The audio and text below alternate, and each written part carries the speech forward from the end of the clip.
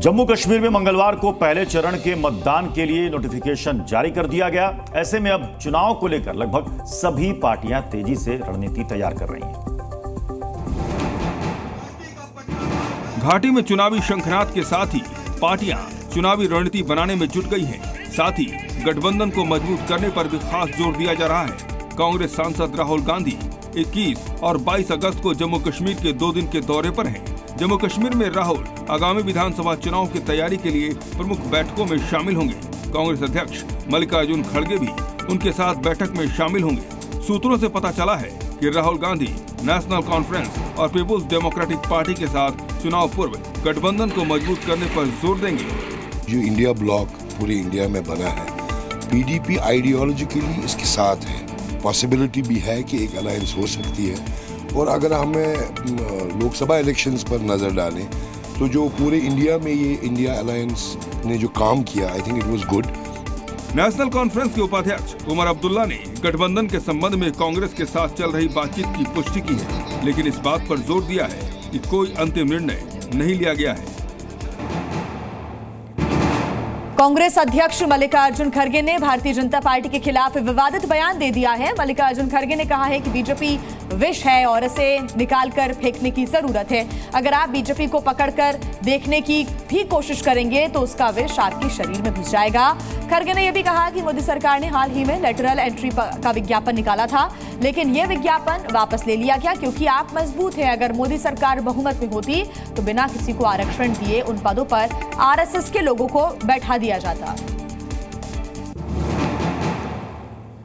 UP में 69,000 शिक्षक भर्ती को लेकर समाजवादी पार्टी अध्यक्ष अखिलेश यादव ने योगी सरकार पर निशाना साधा। अखिलेश यादव ने सोशल मीडिया एक्स पर लिखा है कि शिक्षक भर्ती में ईमानदारी से नियुक्ति के लिए 3 घंटे में कंप्यूटर पूरी सूची तैयार कर सकता है। यूपी की बीजेपी सरकार इसके लिए 3 महीने का जो समय मांग रही है वो संदिग्ध है।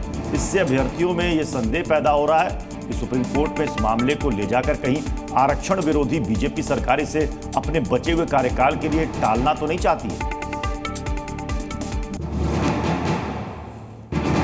उत्तर प्रदेश के मुख्यमंत्री योगी आदित्यनाथ ने समाजवादी पार्टी पर बड़ा हमला बोला है। बीजेपी के सदस्यता अभियान वर्कशॉप में कार्यकर्ताओं को संबोधित करते हुए योगी ने कहा कि अयोध्या, गोमतीनगर और कन्नौज की घटना ही समाजवादी पार्टी का नवाब ब्रांड है। कोलकाता की अराजकता पर डॉक्टर और आधी आबादी आंदोलन कर रही है, लेकिन समाजवादी पार्टी की अध्यक्ष रेपिस्ट का बचाव कर रही है। उन्होंने कहा कि अखिलेश यादव का बेशर्मीपूर्ण बयान ही उनकी पार्टी का असली चेहरा है।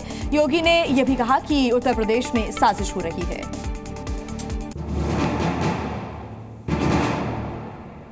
मराठा आरक्षण को लेकर महाराष्ट्र की सियासत में जंग छिड़ गई। आरक्षण की मांग कर रहे मनोज जरांगे के आरोपों पर डिप्टी सीएम देवेंद्र फडणवीस ने कहा है कि कोई भी मंत्री मुख्यमंत्री से बड़ा नहीं होता, सीएम और वो मिलकर काम करते हैं। फडणवीस ने कहा है कि वो पूरी ताकत से उनके साथ खड़े हैं। उन्होंने कहा कि उन पर लगाए आरोपों के बारे में मुख्यमंत्री से सवाल पूछा जा सकता है। अगर मुख्यमंत्री कहते हैं कि उन्होंने मराठा समुदाय के लिए फैसले में बाधा पैदा की तो वो अपने पद से इस्तीफा दे देंगे और राजनीति से भी संन्यास की घोषणा कर देंगे।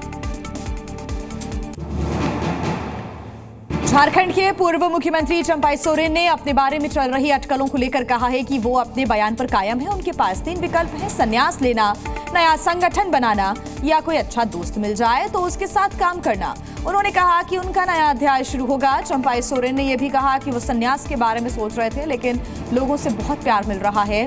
उन्होंने साफ किया कि उनकी जेएमएम के किसी भी नेता से कोई बात नहीं हुई है। जी न्यूज़।